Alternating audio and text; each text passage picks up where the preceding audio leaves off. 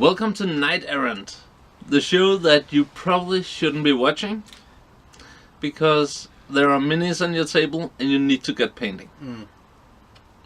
Come on, you know it.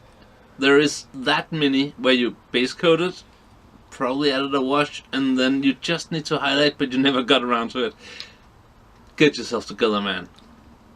Unpainted minis are uncool and nobody wants to play against them.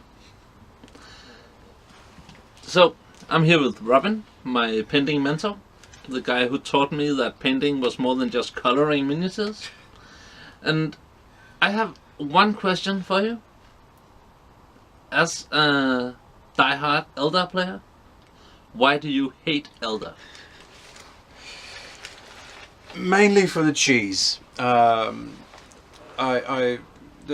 gorgeous models. They're an excellent playing style. I really like it, but I feel horrible when I play people with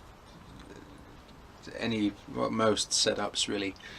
An Eldar army has to be very specifically tailored to not make the opponent want to cry and go home. There are a number of really cool formations and combinations of things that give you fantastic extra rules, and you can run up and toast everything with guns that are normally reserved for Titans, and it gets depressing really quickly. It's especially the Wraith units, Wraith guards with deflamers, popping out of transports, running, flaming everything. Quoting you, but they roll on a -1 on the D table. That's true. Yes. My Imperial Knights didn't notice the -1. And the Wraith Knight, of course, which is hilariously underpriced, and get them near an Imperial Knight and it'll just cut it in half and laugh at you at no cost, really. They're disgustingly cheap. So the Codex is hugely overpowered. I like how they make each unit feel different, and they do what they do really well, but the combination of it has meant that you have, especially tournament armies, that just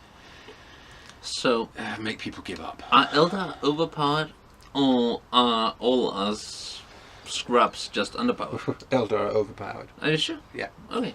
If you ask me, yes. You just said that you liked how they work and stuff like that. So if other armies were more powerful, I mean, an Eldar versus Eldar match, is that interesting? I haven't actually tried that, but yeah, I suppose so. Necrons. So everybody says Necrons are overpowered too. No, that's the point. It has to do with balance, of course. So if you strengthen the others, or if you weaken Eldar, it doesn't really matter, I suppose. It's a great army as it is, but yeah, maybe the answer is to improve everything else. And I don't know. It sounds like a bit of an arms race. And that has been the problem for 40k since basically 3rd edition. Actually, 2nd edition. Yeah, very much so. But they kind of took they took it one step further when they just gave everyone D guns. Well, yeah. They just need to remove D, but I think we can agree on that. Ironically, of course, some of the most cheesy armies are built up of scatter bikes and what are they called? Warp spiders. I saw an online list where some guy did the math and figured that if he spent all his points on Eldar jet bikes, it would be more powerful than at bare dice mathematics. It would be more powerful than anything else in the 40k system. Yeah. And the only thing that came close were if he spent all his point on Necron warriors. I suppose that's a good way of looking at it. I think it was a huge mistake to make all bikes able to take a heavy weapon. I really like the old version. That would be 6th edition, I suppose. I don't know. I actually only played a few games in 6th edition, but... Well, you needed regular bikes with shuriken catapults in order to take one bike with a heavy gun. So, like the rest of us. Yeah. Pretty much. So scatter bikes and D weapons. Warp spiders have become easier to deal with after the FAQ. Absolutely. what is your worst story with Eldar where you really felt ashamed of fielding the cheese list? Yeah, that would be the Wraith host. Trying out the Wraith host for the first time. Either that, or when I actually fielded an Eldar Titan. The smaller one of the Titans. I'd like both of those stories in bits. Well, the Wraith host means that all Wraith units get battle focus, which means they can run and shoot, or shoot and run. Throne. And being in that formation, the Gladius equivalent, the Eldar war host, means that whenever they run 6 inches.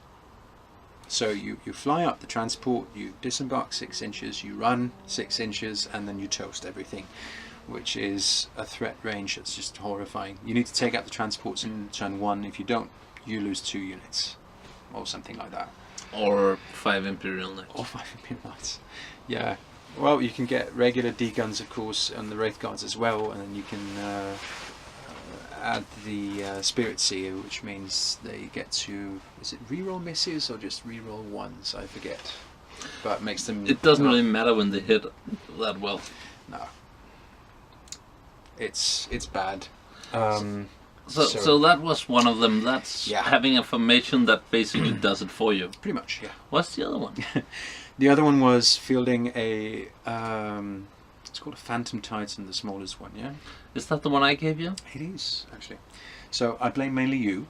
But fielding a Titan in a 2,500 points army, where it was basically just hopping around and killing everything with large D-blasts. But we like Titans. Yes. Because they look good.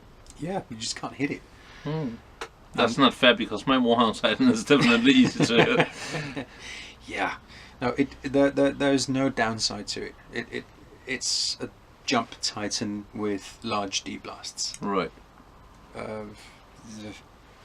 So what I'm hearing you say is you don't feel bad about the unit of Wraith Guard guys coming out of a flying saucer? I do. That was the other one I felt bad about. No, being invisible. Because I remember this game. I had 2 Imperial Knights and Kalidas Assassin. Oh god, yes. And that one unit turned the tide for you by killing my Knights and my Assassin. Killed a few of them, and then you were like, but 3 guys with D flamers pointing at you now, little girl. What you gonna do? Yeah. As far as I recall, you only killed those 2 because you shot at something else and then happened to hit the invisible they were invisible, so I aimed at that transport and angled my flamer to hit the invisible guys. Yeah. Invisibility needs a revamp. Yeah, definitely. Oh, and please comment below if I did something illegal there by targeting something else, but accidentally flaming the invisible guys. I think you're pretty safe, actually. Oh, I would like to hear that. I would like input as well. Also, if you've been beaten badly by Eldar, let us know. and let us know how. And let us know why you hate them. Hashtag scatterbikes. Yeah, I think that's the name of this episode. Hashtag scatterbikes.